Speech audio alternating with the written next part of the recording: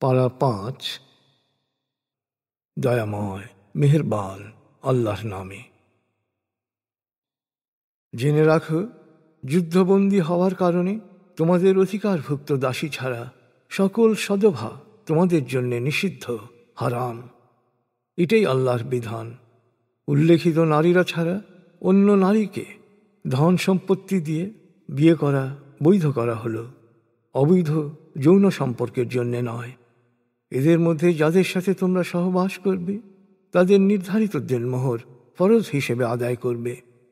দেনমোহর নির্ধারণের পর কোনো বিষয়ে সানন্দে যদি তারা ছাড় দেয় তবে তাতে কোনো দোষ নেই। নিশ্চয়ই আল্লাহ সর্বজ্ঞ, প্রজ্ঞাময়। তোমাদের মধ্যে কারো স্বাধীন বিশ্বাসী নারী বিয়ে করার সামর্থ্য না থাকলে বিশ্বাসী দাসীকে বিয়ে করবে। আল্লাহ তোমাদের বিশ্বাস সম্পর্কে ভালোভাবেই জানেন। তোমরা বিশ্বাসের ভিত্তিতে পরস্পর সমান, সুতরাং তোমরা তাদের মালিকদের অনুমতি নিয়ে বিয়ে করবে। আর তারা যদি সচ্চরিত্রের হয়, জেনাকারী বা উপপত্তি গ্রহণকারী না হয়, তবে তাদের ন্যায়সঙ্গত দেনমোহর দেবে। বিয়ের পর যদি তারা ব্যভিচার করে তবে তাদের শাস্তি স্বাধীন নারীর অর্ধেক। তোমাদের মধ্যে যারা অবৈধ যৌনাচার থেকে বেঁচে থাকতে চাও তাদের জন্যে দাসীকে বিয়ে করার এ সুবিধা প্রদান করা হয়েছে।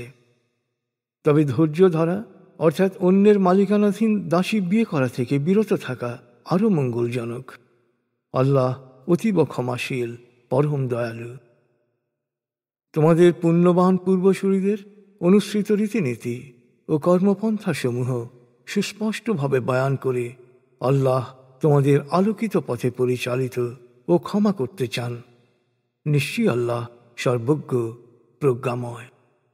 আল্লাহ তার রহমতের ছায়ায় তোমাদের রাখতে চান, আর প্রবৃত্তির পূজারীরা তোমাদের পণ্যদাস বানিয়ে পথভ্রষ্ট করতে চায়। আল্লাহ তোমাদের বোঝা হালকা করতে চান, আত্মিক ও জৈবিক চাহিদার সংঘাত কমিয়ে জীবনকে সহজ করতে চান, কারণ মানুষ সৃষ্টিগতভাবেই চাকচিক্যের কাছে, প্রবৃত্তির কাছে দুর্বল। হে বিশ্বাসীগণ, তোমরা একে অপরের অর্থবিত্ত অন্যায়ভাবে গ্রাস করো না। অবশ্য তোমরা মিলেমিশে পারস্পরিক সম্মতির ভিত্তিতে ব্যবসা করতে পারো, আর তোমরা একে অপরকে হত্যা করো না। আল্লাহ তোমাদের প্রতি বড়ই মেহেরবান। আর যে ব্যক্তি বিদ্বেষবশত অন্যায়ভাবে তা করবে, আমি তাকে অশান্তির আগুনে পোড়াব, জাহান্নামে নিক্ষেপ করব। আর আল্লাহর পক্ষে এটি খুব সহজ কাজ। তোমরা যদি আমার নির্দেশ অনুসরণ করে বড় বড় গুনাহের কাজ থেকে বিরত থাকো তবে তোমাদের ছোটখাটো পাপগুলো আমি ক্ষমা করে দেব, আর তোমাদের সম্মানজনক স্থানে জান্নাতে দাখিল করব। হে বিশ্বাসীগণ, যেসব বিষয়ে আল্লাহ তোমাদের একে অপরের তুলনায় অতিরিক্ত অনুগ্রহ ও সুযোগ সুবিধা দান করেছেন, তোমরা সে ব্যাপারে লোভাতুর হইও না। পুরুষ যা অর্জন করে তা পুরুষ পাবে, আর নারী যা অর্জন করে তা নারী পাবে। সব সময় আল্লাহর অনুগ্রহ প্রার্থনা করো। আল্লাহ সব বিষয়ে সব কিছু জানেন। পিতামাতা ও নিকটাত্মীয়দের রেখে যাওয়া সম্পত্তিতে আমি উত্তরাধিকার সুনির্দিষ্ট করে দিয়েছি, আর যাদের সাথে তোমরা অঙ্গীকারাবদ্ধ হয়েছ তাদের প্রাপ্য দিয়ে দাও। নিশ্চয়ই আল্লাহ সব কিছুরই পর্যবেক্ষক। নারীর যত্ন নেয়ার পুরো দায়িত্ব পুরুষের। আল্লাহ পুরুষকে যে অতিরিক্ত অনুগ্রহ সম্পদ এবং আর্থিক সামর্থ্য দিয়েছেন তা দিয়ে সে নারীর পুরো যত্ন নেবে। আর সৎকর্মশীল নারীরা আল্লাহ সত্যিকারের অনুগত, এবং আল্লাহ যা হেফাজতযোগ্য করে দিয়েছেন লোকচক্ষুর অন্তরালো তার হেফাজত করে। স্ত্রী যদি দাম্পত্য দায়িত্ব এড়িয়ে চলতে চায় তবে তাদের সাথে অন্তর খুলে কথা বলো, যাতে তাদের হৃদয় বিগলিত হয়। অবস্থার পরিপ্রেক্ষিতে বিছানায় তাদের একা থাকতে দাও, অর্থাৎ তাদের স্পর্শ করা থেকে বিরত থাকো। এরপর তারা চাইলে বিছানায় তাদের সাথে মিলিত হও, আর পরিস্থিতি শুধরে গেলে তাদের কষ্ট দেওয়ার জন্যে বাহানা খুঁজবে না। নিশ্চয়ই আল্লাহ মহান, শ্রেষ্ঠ, তোমাদের সবার উপরই কর্তৃত্ববান। স্বামী স্ত্রীর মধ্যে বিচ্ছেদের আশঙ্কা করলে তোমরা স্বামীর পরিবার থেকে একজন ওই স্ত্রীর পরিবার থেকে একজনকে সালিস নিযুক্ত করবে। যদি তারা উভয়ে ভুল শুধরে সমঝোতায় পৌঁছতে চায়, তাহলে আল্লাহ তাদের মিলমিশের অনুকূল অবস্থা সৃষ্টি করবেন। নিশ্চয়ই আল্লাহ সর্বজ্ঞ, সব বিষয়ে অবহিত। হে মানুষ, তোমরা আল্লাহর ইবাদত করবে, কোনো কিছুকে তার সাথে শরিক করবে না। পিতা মাতা, আত্মীয় স্বজন, এতিম অভাবী, নিকট ও দূর প্রতিবেশী, সঙ্গী সাথী, পথিক ও অধীনদের সাথে সদ্ব্যবহার করবে। নিশ্চয়ই আল্লাহ দাম্ভিক ও অহংকারীকে অপছন্দ করেন। আর যারা নিজেরা কৃপণ এবং অন্যকে কৃপণতা করতে উৎসাহিত করে বা দানে নিরুৎসাহিত করে এবং আল্লাহর অনুগ্রহ সম্পদ গোপন করে, আল্লাহ তাদেরও অপছন্দ করেন। এ ধরনের অকৃতজ্ঞদের জন্যে আমি অপমানজনক শাস্তির ব্যবস্থা করে রেখেছি। আর যারা লোক দেখানোর জন্যে অর্থবিত্ত ব্যয় করে এবং আল্লাহ ও আখিরাতে অবিশ্বাস করে, তাদেরকেও আল্লাহ অপছন্দ করেন। আসলে শয়তান কারো সঙ্গী হলে এর চেয়ে খারাপ সঙ্গ আর কিছু হতে পারে না।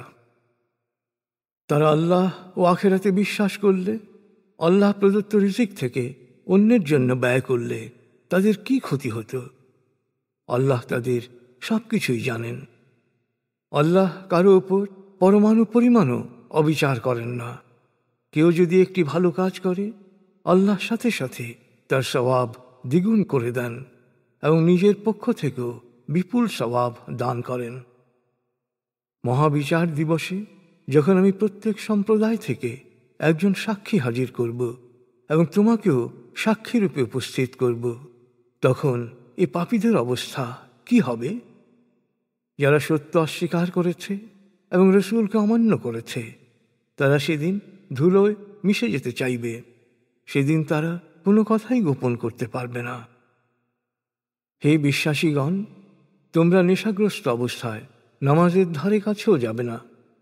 তোমরা কি বলছো তা যখন বুঝতে পারবে, তখন নামাজ পড়বে, অর্থাৎ স্থির, প্রশান্ত ও সচেতন অবস্থায় নামাজ পড়বে।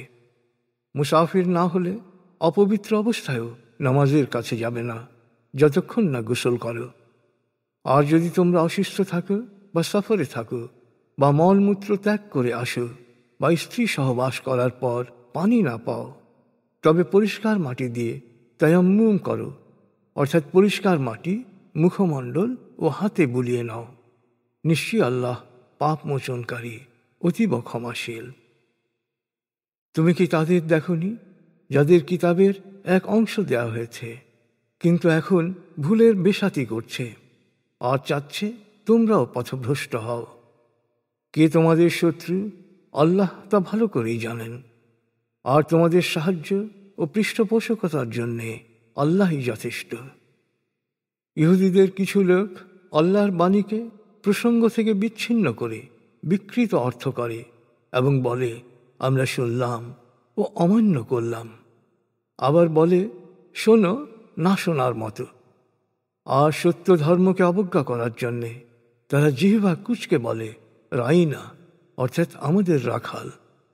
অথচ যদি তারা বলতো যে শুনলাম ও মেনে নিলাম, আর বলতো আমাদের কথা শুনুন ও আমাদের দিকে খেয়াল রাখুন, তবে তাই হতো তাদের জন্যে কল্যাণকর।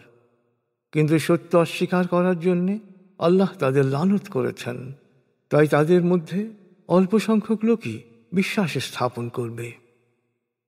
হে কিতাবীরা, যা কিছু আমি নাযিল করেছি তাতে বিশ্বাস স্থাপন করো।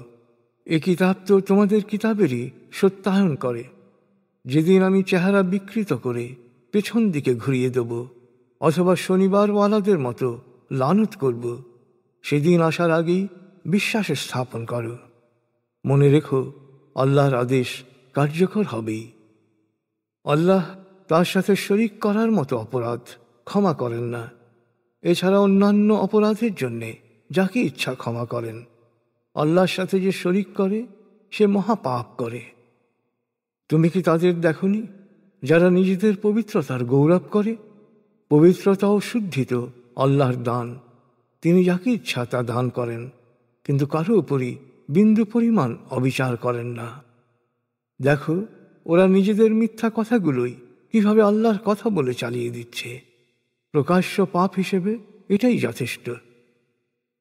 তুমি কি তাদের দেখনি যাদের কিতাবের একটি অংশ দেয়া হয়েছিল, অথচ এখন মূর্তি ও অপশক্তিকে বিশ্বাস করছে আর বলছে বিশ্বাসীদের চেয়ে সত্য অস্বীকারীদের পথই উত্তম। আল্লাহ ওদের লানত করেছেন, আর আল্লাহ যাদের লানত করেন তুমি তাদের কোনো সাহায্যকারী খুঁজে পাবে না। আল্লাহর সাম্রাজ্যের কোনো অংশের ওপর কি ওদের কোনো অধিকার রয়েছে? যদি থাকত তবে ওরা তো তিল পরিমাণ কিছু কাউকে দিত না। তবে কি আল্লাহ মানুষকে নিজ অনুগ্রহে যা যা দিয়েছেন তা নিয়ে ওরা ঈর্ষা করে? আমি তো ইব্রাহিমের বংশধরদেরও কিতাব ও হিকমা দিয়েছিলাম এবং তাদের দান করেছিলাম বিশাল রাজ্য। তারপর তাদের মধ্যে কেউ কেউ কিতাবে বিশ্বাস করেছিল, কেউ কেউ মুখ ফিরিয়ে নিয়েছিল। আর শুনে রাখো, অপরাধীদের পোড়ানোর জন্যে জাহান্নামই যথেষ্ট। যারা আমার বিধান মানতে অস্বীকার করবে তারা আগুনে পুড়বেই। ত্বক একবার পুড়ে গেলে আবার নতুন ত্বক সৃষ্টি করা হবে, আবার তা পুড়বে। এভাবেই তারা পুরো মাত্রার শাস্তি ভোগ করবে। নিশ্চয়ই আল্লাহ মহাপরাক্রমশালী, প্রজ্ঞাময়। আর যারা বিশ্বাস করে ও সৎকর্ম করে তারা প্রবেশ করবে জান্নাতে, যার পাদদেশে থাকবে প্রবহমান ঝর্ণাধারা। তাদের জন্যে থাকবে পবিত্র সাথীরা। এক মহাসবুজের ছায়ায় শান্তি সুখে থাকবে তারা চিরকাল। হে বিশ্বাসীগণ, আল্লাহ নির্দেশ দিচ্ছেন যে তোমরা সব আমানত তার মালিককে ফিরিয়ে দেবে। যখন মানুষের বিরোধ মীমাংসা করবে তখন বিচারক হিসেবে ন্যায় বিচার করবে। আল্লাহর উপদেশ সব সময় উত্তম। আল্লাহ সব শোনেন, সব দেখেন। হে বিশ্বাসীগণ, তোমরা আল্লাহর আনুগত্য করো, রসুলের আনুগত্য করো এবং তোমাদের মধ্যে প্রাজ্ঞ নেতার আনুগত্য করো। এরপর কোনো বিষয়ে মত পার্থক্য হলে আল্লাহ ও রসুলের শিক্ষার নিকট ফিরে যাও। আল্লাহ ও আখিরাতে সত্যিকারের বিশ্বাসীদের জন্যে এটি সঠিক কর্মনীতি এবং পরিণামে উত্তম।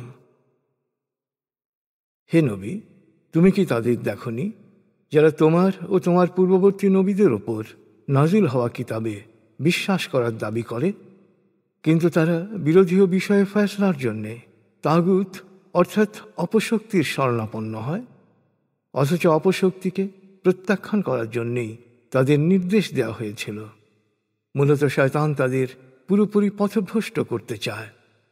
যখন তাদেরকে বলা হয় আল্লাহ যা নাজিল করেছেন তার দিকে এসো এবং রসুলের নীতি অনুসরণ করো, তখন তুমি দেখবে মুনাফিকরা পাশ কাটিয়ে যাচ্ছে।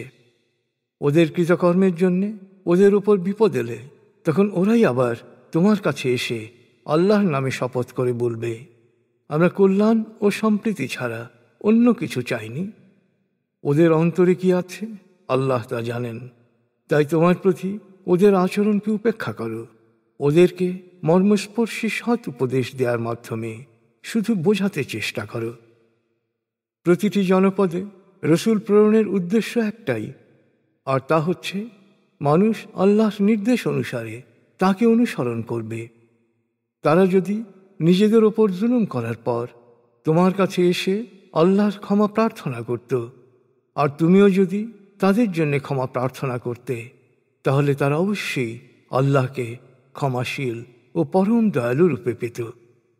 কিন্তু না, তোমার প্রতিপালকের শপথ, যতক্ষণ পর্যন্ত তারা তাদের বিরোধ নিষ্পত্তির ভার তোমার উপর না দেবে, তোমার সিদ্ধান্ত দ্বিধাহীনভাবে সর্বান্তকরণে মেনে না নেবে, ততক্ষণ পর্যন্ত তারা সত্যিকার বিশ্বাসী বলে গণ্য হবে না। আর আমি যদি তাদেরকে নির্দেশ দিতাম যে তোমরা আত্মহত্যা করো বা দেশ ত্যাগ করো, তাহলে অল্প কয়েকজন ছাড়া কেউ তা মানত না। অথচ তাদেরকে যা করতে বলা হয়েছিল তারা তা করলে তাদের নিজেদেরই কল্যাণ হতো এবং তাদের বিশ্বাস আরও দৃঢ় হতো। নিশ্চয়ই আমি তখন তাদের অনেক বড় পুরস্কার দিতাম। আমি তাদেরকে হিদায়াতের সরল পথে পরিচালিত করতাম। আর যারা আল্লাহ ও রসুলের নির্দেশনা অনুসরণ করবে তারা নবী, সত্যনিষ্ঠ, শহীদ ও সৎকর্মশীলদের অর্থাৎ আল্লাহর অনুগ্রহ ভাজনদের সঙ্গী হবে। এরাই উত্তম সঙ্গী। আল্লাহর অনুগ্রহ কত বিশাল! নিশ্চয়ই আল্লাহ সর্বজ্ঞ। হে বিশ্বাসীগণ, যুদ্ধে নামার আগে শত্রুর মোকাবেলায় পুরো প্রস্তুতি গ্রহণ করো। তারপর প্রয়োজনে ছোট ছোট সুসংবদ্ধ দলে বিভক্ত হয়ে বা সম্মিলিতভাবে অগ্রসর হও। তোমাদের মধ্যে কিছু দোদুল্যমান লোক রয়েছে। তোমাদের কোনো বিপদ হলে সে বলবে, আল্লাহর বড় মেহরবানি যে আমি তাদের সাথে যাইনি। আর তোমাদের প্রতি আল্লাহর রহমত বর্ষিত হলে তারা বলবে, হায়, আমিও যদি তাদের সঙ্গে থাকতাম, তবে আমিও এই বিশাল সাফল্যের অংশীদার হতাম। অতএব যারা দুনিয়ার জীবনের বিনিময়ে আখিরাতের জীবনকে বেছে নিয়েছে, তাদের কর্তব্য হচ্ছে আল্লাহর পথে সর্বাত্মক সংগ্রাম করা। আল্লাহর পথে সংগ্রাম করে কেউ নিহত হোক বা বিজয়ী হোক, আমি তাকে মহাপুরস্কার প্রদান করব। তোমাদের কি হয়েছে? তোমরা আল্লাহর পথে সেসব নিপীড়িত নারী, পুরুষ ও শিশুদের মুক্তির জন্যে কেন সংগ্রাম করবে না, যারা ফরিয়াদ করছে, হে আমাদের প্রতিপালক, এই জালেমদের অত্যাচার থেকে তুমি আমাদের মুক্তি দাও। তোমার পক্ষ থেকে আমাদের মুক্তির জন্যে একজন সাহায্যকারী ও উদ্ধারকারী পাঠাও। যারা বিশ্বাসী তারা আল্লাহর পথে সংগ্রাম করে, আর যারা সত্য অস্বীকারী তারা যুদ্ধ করে অন্ধ অপশক্তির পক্ষে। সুতরাং তোমরা শয়তানের বন্ধুদের বিরুদ্ধে সর্বাত্মক সংগ্রাম করো। নিঃসন্দেহে শয়তানের চক্রান্ত সবসময় ভঙ্গুর। তুমি কি তাদের দেখনি? তাদের বলা হয়েছিল, অন্যায় ও সহিংসতা থেকে তোমরা অস্ত্র সংবরণ করে রাখো, নামাজ কায়েম করো, যাকাত আদায় করো। এরপর যখন আল্লাহর পথে যুদ্ধের নির্দেশ দেওয়া হলো, তখন তাদের একটি দল আল্লাহর বিরাগ ভাজন হওয়ার ভয়ের মতো ভয় বা তার চেয়েও বেশি ভয় করতে লাগলো প্রতিপক্ষের মানুষদের। তারা বলল, হে আমাদের প্রতিপালক, কেন আমাদের ওপর অন্যায়ের বিরুদ্ধে যুদ্ধ ফরজ করলে? আমাদের আর কিছুকাল অবকাশ দিলে না কেন? হে নবী, তাদের বলো, পার্থিব ভোগ বিলাস খুবই সামান্য ব্যাপার। আখিরাতে আল্লাহ সচেতন মানুষের জন্যে অতি উত্তম। সেখানে তোমাদের ওপর চুল পরিমাণও অবিচার করা হবে না। তোমরা যেখানেই থাকো না কেন, এমনকি সুউচ্চ সুদৃঢ় দুর্গে অবস্থান করলেও মৃত্যু তোমাদের পাকড়াও করবেই। তাদের ভালো কিছু হলে তারা বলে, এটা আল্লাহর কাছ থেকে তার রহমত। আর খারাপ কিছু হলে, হে নবী, ওরা বলে, এটা তোমার জন্যে হয়েছে। ওদের বলো, ভালো মন্দ সব কিছুই আল্লাহর কাছ থেকে।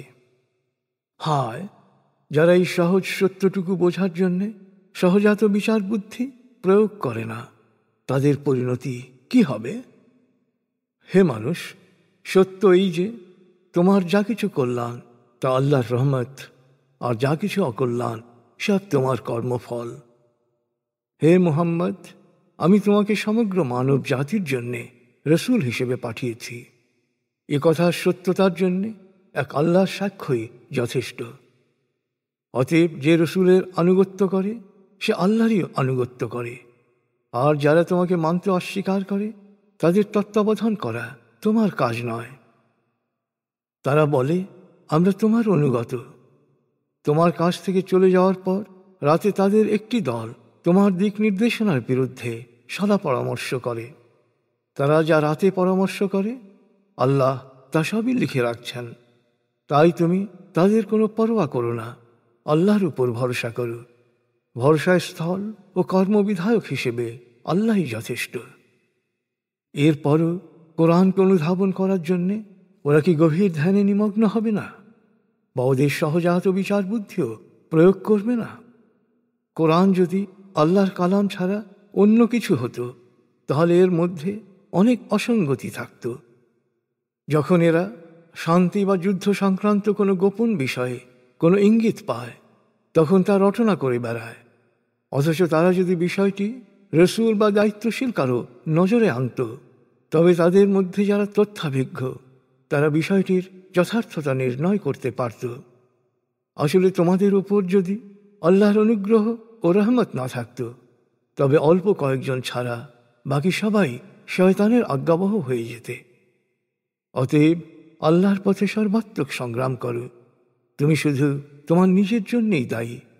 আর অবশ্যই বিশ্বাসীদের যুদ্ধে উদ্বুদ্ধ করো। হয়তো আল্লাহ শিগগিরই সত্য অস্বীকারীদের শক্তি খর্ব করে দেবেন, কেননা আল্লাহ শক্তিতে প্রবল, শাস্তি দানে কঠোর। কেউ ভালো কাজে উদ্বুদ্ধ বা সহযোগিতা করলে সে কল্যাণের ভাগী হবে, আর যে মন্দ কাজে প্ররোচিত বা সহযোগিতা করবে সে শাস্তির অংশীদার হবে। নিশ্চয়ই আল্লাহ সব বিষয়ে নজর রাখেন। আর কেউ যখন তোমাদের সালাম দেয় তখন তোমরা কমপক্ষে সেরকম অথবা তার চেয়েও বেশি সম্মান সহকারে সালামের জবাব দেবে। নিশ্চয়ই আল্লাহ সব বিষয়ই হিসাব গ্রহণকারী। নিশ্চয়ই আল্লাহ ছাড়া কোনো উপাস্য নেই। মহাবিচার দিবসে তিনি তোমাদের সবাইকে একত্র করবেন, এতেও কোনো সন্দেহ নেই। আল্লাহর কথার চেয়ে সত্য কথা আর কি হতে পারে? তোমাদের কি হয়েছে? তোমরা মুনাফিকদের ব্যাপারে দ্বিমত করে দুদলে বিভক্ত হবে কেন? যেখানে অন্যায়ের জন্যে আল্লাহ ওদের প্রত্যাখ্যান করেছেন, সেখানে তোমাদের দ্বিমত করার কি আছে? আল্লাহ যাকে পথভ্রষ্ট হতে দেন, তোমরা কি তাকে সৎপথে চালাতে চাও? আসলে কৃতকর্মের জন্যে আল্লাহ কাউকে পথভ্রষ্ট হতে দিলে তুমি তার জন্যে কখনো কোনো পথ পাবে না। ওরা চায় যে ওরা যেমন সত্য অস্বীকার করেছে, তোমরাও একইভাবে সত্য অস্বীকার করো। তোমাদেরকে ওরা ওদের কাতারে সামিল করতে চায়। সাবধান, অসত্যের সাথে সম্পর্ক ছেদ করে আল্লাহর পথে হিজরত না করা পর্যন্ত ওদের কাউকেও বন্ধু হিসেবে গ্রহণ করবে না। আর যদি তারা প্রকাশ্য শত্রুতায় নামে, তবে তাদের মুখোমুখি হওয়ার সাথে সাথে পাকড়াও করবে এবং খতম করবে। ওদের মধ্য থেকে কাউকেই বন্ধু বা সাহায্যকারী হিসেবে গ্রহণ করবে না। অবশ্য যারা তোমাদের সাথে চুক্তিবদ্ধ গোত্রের সাথে গিয়ে মিশবে, সে মুনাফিকরা এ নির্দেশের আওতামুক্ত থাকবে। আর তোমাদের বিরুদ্ধে বা নিজেদের গোত্রের বিরুদ্ধে কারো বিরুদ্ধেই যারা লড়াই সংঘর্ষে উৎসাহী নয়, সে মুনাফিকরাও এ নির্দেশের আওতামুক্ত থাকবে। আল্লাহ ইচ্ছে করলে ওদের শক্তিমান করতে পারতেন, এবং নিশ্চয়ই ওরা তখন তোমাদের বিরুদ্ধে যুদ্ধ করত। সুতরাং ওরা যদি তোমাদের থেকে আলাদা হয়ে যায়, তোমাদের বিরুদ্ধে যুদ্ধ থেকে বিরত থাকে এবং তোমাদের প্রতি শান্তির হাত প্রসারিত করে, তবে ওদের কোনো ক্ষতি করার অনুমতি আল্লাহ তোমাদের দেননি। অবশ্য তোমরা এমন কিছু মুনাফিক পাবে যারা তোমাদের দিক থেকে এবং নিজ গোত্রের দিক থেকেও নিরাপত্তা পেতে চায়, কিন্তু অশান্তি ও বিশৃঙ্খলা সৃষ্টির প্রথম সুযোগেই ওরা তোমাদের ওপর ঝাঁপিয়ে পড়বে। তাই যদি ওরা তোমাদেরকে তোমাদের মতো থাকতে না দেয়, তোমাদের সাথে শান্তি স্থাপন না করে এবং তোমাদের বিরুদ্ধে অস্ত্র সংবরণ না করে, তবে ওদের বিরুদ্ধে যুদ্ধ করার সুস্পষ্ট অধিকার তোমাদের দেয়া হলো। যেখানেই মুখোমুখি হও সেখানেই ওদের পাকড়াও করো ও খতম করো। ভুলক্রমে ছাড়া একজন বিশ্বাসী আরেকজন বিশ্বাসীকে কখনো হত্যা করতে পারে না। যদি কোনো বিশ্বাসী ভুলক্রমে অপর বিশ্বাসীকে হত্যা করে, তবে কাফারা হিসেবে একজন বিশ্বাসী কৃতদাসকে মুক্ত করে দেবে, এবং নিহত ব্যক্তির উত্তরাধিকারী ক্ষমা না করলে রক্তপণ আদায় করবে। কিন্তু যদি নিহত বিশ্বাসী তোমাদের শত্রু গোত্রভুক্ত হয়, তবে কাফারা হিসেবে শুধু একজন বিশ্বাসী কৃতদাসকে মুক্তি দেবে। আবার সে যদি তোমাদের সাথে শান্তি চুক্তিবদ্ধ কোনো গোত্রের লোক হয়, তবে কৃতদাস মুক্তির পাশাপাশি উত্তরাধিকারীদের রক্তপণ দিতে হবে। আর যার কোনো সঙ্গতি নেই, সে টানা 2 মাস রোজা রাখবে। তওবার জন্যে এ হচ্ছে আল্লাহর বিধান। নিশ্চয়ই আল্লাহ সর্বজ্ঞ, প্রজ্ঞাময়। আর ইচ্ছাকৃতভাবে জেনে শুনে কোনো বিশ্বাসীকে হত্যা করলে তার শাস্তি হচ্ছে জাহান্নাম, সেখানে সে থাকবে চিরকাল। আল্লাহর লানত তার উপর। আল্লাহ তার জন্যে কঠিনতম শাস্তির ব্যবস্থা করেছেন। হে বিশ্বাসীগণ, তোমরা যখন আল্লাহর পথে যুদ্ধযাত্রা করবে তখন স্বাভাবিক বিচার বুদ্ধি প্রয়োগ করে বন্ধু, শত্রু ও নিরপেক্ষদের মধ্যে অবশ্যই পার্থক্য করবে। তোমাদেরকে সালাম করলে অর্থাৎ শান্তির হাত বাড়িয়ে দিলে পার্থিব ধন সম্পত্তির লোভে সহসাই তাকে বলে ফেলো না, তুমি তো মুসলমান নও। কারণ আল্লাহর কাছে ধন সম্পত্তির কোনো অভাব নেই। তোমরাও একসময় দোদুল্যমান ছিলে, আল্লাহ তোমাদের উপর রহমত করেছেন। অতএব কে যুদ্ধে লিপ্ত, কে নিরপেক্ষ, কে দোদুল্যমান তা বোঝার চেষ্টা করবে, তারপর সিদ্ধান্ত নেবে। তোমরা যা কিছু করো আল্লাহ তা ভালোভাবেই জানেন। আর বিশ্বাসীদের মধ্যে অক্ষম না হওয়া সত্ত্বেও যারা ঘরে বসে থাকে আর যারা আল্লাহর পথে জান মাল দিয়ে সর্বাত্মক সংগ্রাম করে তারা কখনো মর্যাদায় সমান হতে পারে না। আল্লাহ এদের সবার কল্যাণের ওয়াদা করেছেন। কিন্তু ঘরে বসে থাকা বিশ্বাসীদের চেয়ে জান মাল দিয়ে সর্বাত্মক সংগ্রামে লিপ্ত বিশ্বাসীদের মর্যাদা অনেক উপরে। মহাপুরস্কারের ক্ষেত্রে জানমাল দিয়ে সর্বাত্মক সংগ্রামকারীরাই শ্রেষ্ঠত্বের অধিকারী হবে। আল্লাহর পক্ষ হতেই সকল ক্ষমা, দয়া ও মর্যাদা। আল্লাহ অতীব ক্ষমাশীল, পরম দয়ালু। যারা নিজেরা নিজেদের অনিষ্ট করেছে, নিজেদের সর্বনাশ করেছে, তাদের জান নেওয়ার সময় ফেরেশতারা জিজ্ঞেস করে, তোমরা কেন এমন খারাপ অবস্থায় পড়েছিলে? তারা বলে, আমরা অসহায় ছিলাম। ফেরেশতারা বলে, কেন? আল্লাহর জমিন কি অনেক প্রশস্ত ছিল না? তোমরা কি এই জনপদ ছেড়ে অন্য জনপদে হিজরত করতে পারতে না? ওরাই বাস করবে জাহান্নামে, আর বাসস্থান হিসেবে তা কতই না নিকৃষ্ট। তবে যেসব অসহায় নরনারী ও শিশু যারা কোনো শক্তি সঞ্চয় করতে পারেনি এবং কোনো সঠিক পথও পায়নি, আল্লাহ তাদের পাপ মোচন করে দিতে পারেন। কারণ আল্লাহ যথার্থই পাপ মোচনকারী, অতীব ক্ষমাশীল। আর যে কেউ অন্যায়ের রাজত্ব ছেড়ে আল্লাহর পথে হিজরত করবে, সে পৃথিবীতে বহু আশ্রয়স্থল ও প্রাচুর্য লাভ করবে। আল্লাহ ও রসুলের পথে হিজরত করার সময় পথে কারো মৃত্যু হলে তার পুরস্কার আল্লাহর কাছে অবধারিত। আল্লাহ অতীব ক্ষমাশীল, পরম দয়ালু। সত্য অস্বীকারীদের তরফ থেকে কোনো বিপদের আশঙ্কা করলে সফরকালে নামাজ সংক্ষিপ্ত করার মধ্যে কোনো দোষ নেই। আসলে সত্য অস্বীকারীরা তোমাদের প্রকাশ্য শত্রু। হে নবী, তুমি যখন বিশ্বাসীদের সাথে থাকবে এবং যুদ্ধাবস্থায় নামাজে ইমামতি করবে, তখন সঙ্গীদের দু দলে ভাগ করবে। প্রথম দল তোমার পেছনে সশস্ত্র অবস্থায় নামাজে দাঁড়াবে এবং প্রথম রাকাতের সেজদা সম্পন্ন করে পেছনে চলে যাবে এবং সশস্ত্র ও সতর্ক অবস্থায় থাকবে। তখন দ্বিতীয় দল তোমার পেছনে এসে সশস্ত্র অবস্থায় নামাজে দাঁড়াবে ও নামাজ সম্পন্ন করবে। তোমাদের সবসময় সশস্ত্র ও সতর্ক থাকতে হবে। সত্য অস্বীকারীরা সবসময় সুযোগের সন্ধানে থাকবে। তোমরা একটু অসতর্ক হলেই তারা তোমাদের ওপর নৃশংস হামলা চালাবে। অবশ্য বৃষ্টি বাদলের জন্যে কেউ কষ্ট পেলে বা অসুস্থ হলে অস্ত্র রেখে দেয় কোনো দোষ নেই, কিন্তু শত্রুর ব্যাপারে সবসময় সতর্ক থাকবে। অবশ্য আল্লাহ সত্য অস্বীকারীদের জন্যে অপমানকর শাস্তি প্রস্তুত রেখেছেন। এরপর নামাজ শেষ করে দাঁড়িয়ে, বসে বা শুয়ে আল্লাহকে স্মরণ করবে। যখন পারিপার্শ্বিক নিরাপত্তা লাভ করবে তখন যথাযথভাবে নামাজ কায়েম করবে। নির্ধারিত সময়ে নামাজ কায়েম করা বিশ্বাসীদের জন্যে ফরজ। শত্রুর সন্ধানে বা তাদের পশ্চাৎ ধাবনে কখনো শিথিলতা বা দুর্বলতা প্রদর্শন করো না। মনে রেখো, এটা তোমাদের জন্য কষ্টকর হলে ওদের জন্যও কষ্টকর। আর পার্থক্য এই, তোমরা এই কষ্টের বিনিময়ে আল্লাহর কাছ থেকে যা প্রত্যাশা করতে পারো তারা তা পারে না। আল্লাহ সর্বজ্ঞ, প্রজ্ঞাময়। হে নবী, আমি এই কিতাব পূর্ণ সত্যতা সহ তোমার উপর নাজিল করেছি। আল্লাহ তোমাকে যে সত্য পথ দেখিয়েছেন, তুমি সে অনুসারেই মানুষের মধ্যে বিচার মীমাংসা করবে।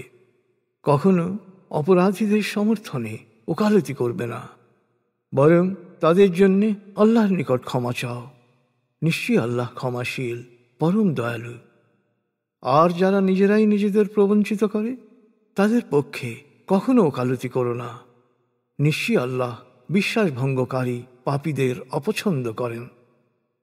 পাপাচারীরা মানুষের কাছ থেকে ওদের কর্মকাণ্ড গোপন করতে পারে, কিন্তু আল্লাহর কাছ থেকে তা গোপন করা সম্ভব নয়।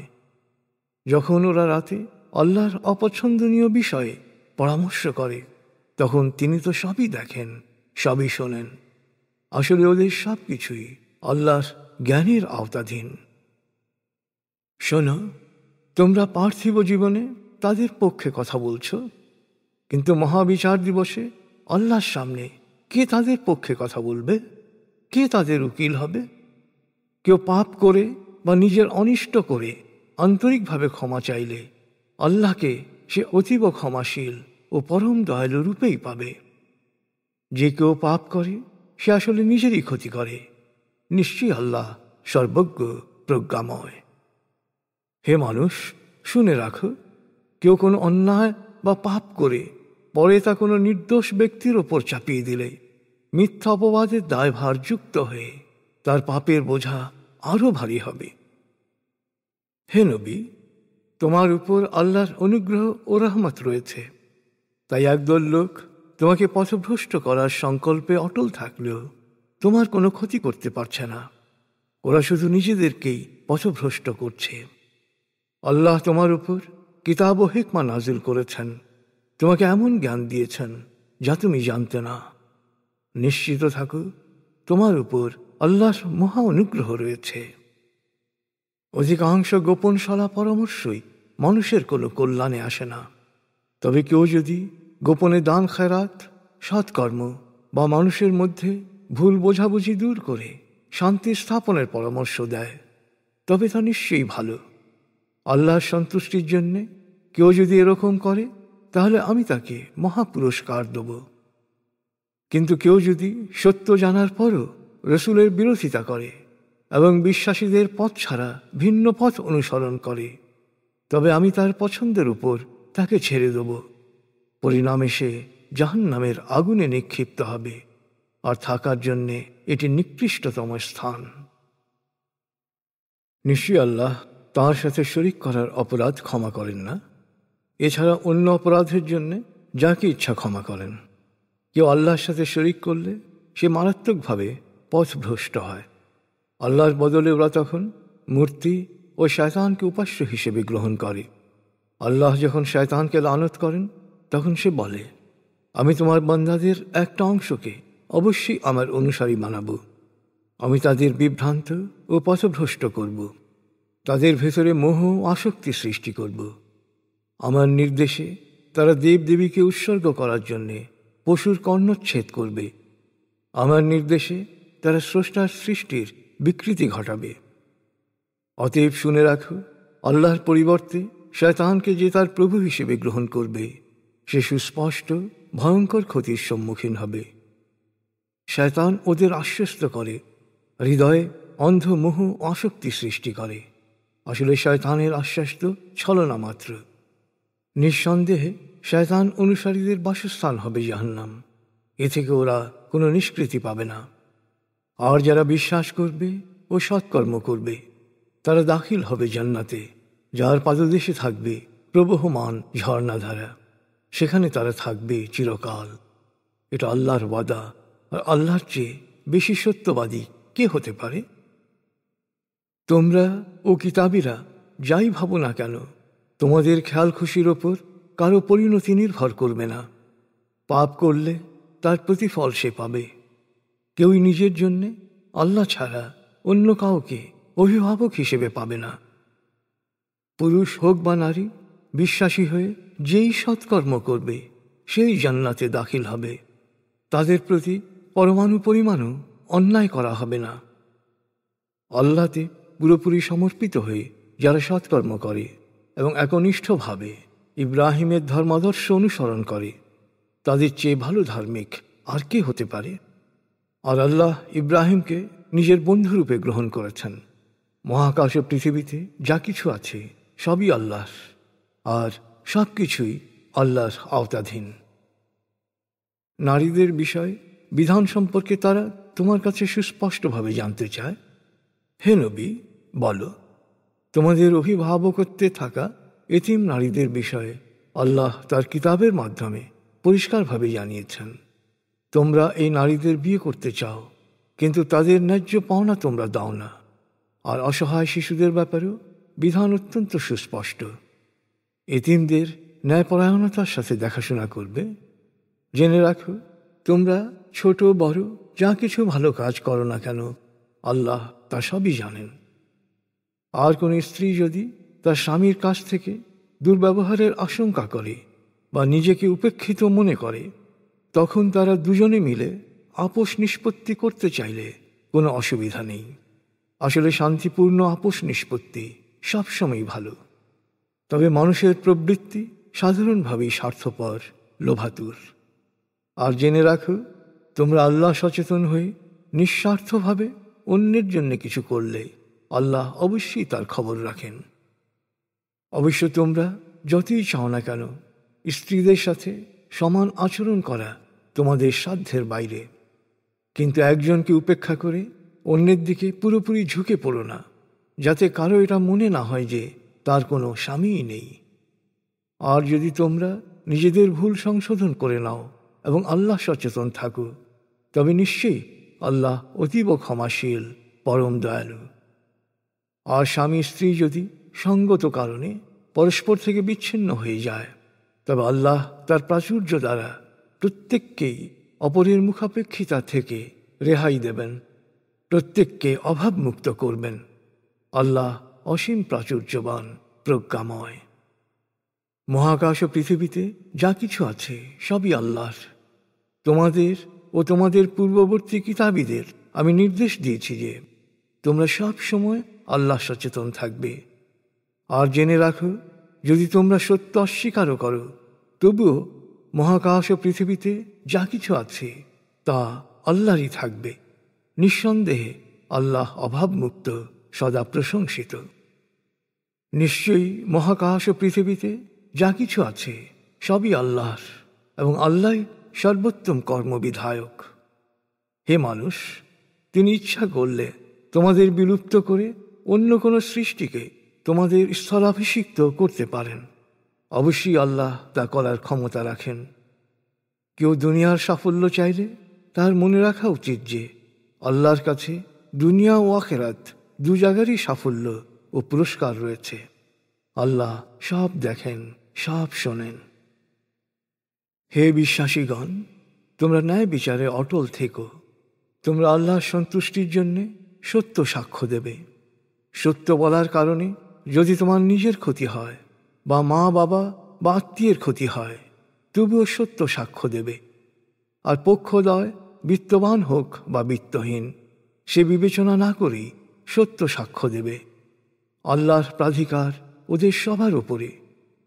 লোভ লালসা বা প্রবৃত্তির অনুগামী হয়ে ন্যায় বিচার থেকে দূরে সরে যেও না। যদি পক্ষপাতিত্ব করে পেঁচানো কথা বলো, সত্যকে বিকৃত করো বা পাশ কাটিয়ে যাও, তবে মনে রেখো, আল্লাহ সব কিছুরই খবর রাখেন। হে বিশ্বাসীগণ, তোমরা আল্লাহ তার রসুলে বিশ্বাস করো, তার প্রেরিত সকল রসুলের উপর নাজিল হওয়া কিতাবে বিশ্বাস করো। আর যে আল্লাহ, তার ফেরেশতা, তার কিতাব, তার রসুল এবং আখিরাতকে অস্বীকার করবে, সে ঘোরতর পথভ্রষ্ট হবে। যারা সত্য বিশ্বাস স্থাপন করার পর সত্য অস্বীকার করে, আবার বিশ্বাস করে পুনরায় অস্বীকার করে, তাদের সত্য অস্বীকার করার প্রবণতা বাড়তে থাকে। আল্লাহ তাদের ক্ষমা করবেন না, আর তারা সত্য পথের সন্ধানও পাবে না। এ ধরনের মুনাফিকদের জন্য অপেক্ষা করছে যন্ত্রণাদায়ক শাস্তি। যারা বিশ্বাসীদের পরিবর্তে সত্য অস্বীকারীদের বন্ধু হিসেবে গ্রহণ করে, তারা কি মনে করে এতে তাদের সম্মান বাড়বে? আসলে সব সম্মান তো শুধু আল্লাহর। এই কিতাবের মাধ্যমে ইতিপূর্বে তিনি তোমাদের নির্দেশ দিয়েছেন যে যখনই তোমরা শুনবে কোথাও আল্লাহর কোনো আয়াতকে প্রত্যাখ্যান করা হচ্ছে বা তা নিয়ে হাসি তামাশা করা হচ্ছে, তখন আলোচনার বিষয় না বদলানো পর্যন্ত সেখানে বসবে না। তা না করলে তোমরাও তাদের কাতারে গণ্য হবে। সত্য অস্বীকারী ও মুনাফেক সকলকেই আল্লাহ জাহান্নামে নিক্ষেপ করবেন। মুনাফেকরা সব সময় তোমাদের অমঙ্গলের অপেক্ষায় থাকে, কিন্তু আল্লাহর রহমতে তোমাদের জয় হলে তারা বলে, আমরা কি তোমাদের সঙ্গে ছিলাম না? আর সত্য অস্বীকারীরা সুবিধাজনক অবস্থানে থাকলে তাদের বলে, আমরা কি তোমাদের বিরুদ্ধে লড়তে পারতাম না? আমরা কি বিশ্বাসীদের হাত থেকে তোমাদের রক্ষা করিনি? কিয়ামতের দিন আল্লাহ তোমাদের ও তাদের বিরোধী ও বিষয়াবলীর চূড়ান্ত ফয়সলা করবেন। সেই ফয়সলায় বিশ্বাসীদের ওপর সত্য অস্বীকারীদের বিজয়ের কোনো সুযোগই থাকবে না। নিশ্চয়ই মুনাফেকরা আল্লাহকে ধোঁকা দিতে চায়। আসলে তারা নিজেরাই নিজেদের প্রতারিত করে। তারা যখন নামাজে দাঁড়ায় তখন নামকা ওয়াস্তে লোক দেখানোর জন্যে দাঁড়ায়। আসলে আল্লাহকে তারা খুব কমই স্মরণ করে। বেচারারা, ওরা আসলে বিশ্বাস ও অবিশ্বাসের দোলাচলে দুলছে, একবার এদিকে আরেকবার ওদিকে। আসলে আল্লাহ যাকে পথভ্রষ্ট হতে ছেড়ে দেন, তুমি তাকে কখনো পথে আনতে পারবে না। হে বিশ্বাসীগণ, বিশ্বাসীদের পরিবর্তে সত্য অস্বীকারীদের কখনো বন্ধু হিসেবে গ্রহণ করো না। তোমরা কি আল্লাহর কাছে নিজেদের পাপের স্পষ্ট প্রমাণ তুলে দিতে চাও? নিশ্চয়ই মুনাফেকরা জাহান্নামের সর্বনিম্ন স্তরে থাকবে, আর তাদের জন্যে তুমি কোনো সাহায্যকারী পাবে না। কিন্তু যারা তওবা করে, সঠিক জীবনাচার অবলম্বন করে, একনিষ্ঠভাবে আল্লাহর প্রতি বিশ্বাসে বলীয়ান হয়ে ওঠে, তারা অবশ্যই বিশ্বাসীদের সাথে থাকবে। বিশ্বাসীদের আল্লাহ অবশ্যই মহা পুরস্কার দেবেন। তোমরা যদি শুকরগুজার হও ও আন্তরিকভাবে বিশ্বাসে বলীয়ান থাকো, তবে তোমাদের অতীতের ভুলের জন্যে শাস্তি দিয়ে আল্লাহর কী লাভ? আল্লাহ সব সময় শুকরগুজারির পুরস্কার দিয়ে থাকেন। তিনিই সর্বজ্ঞ।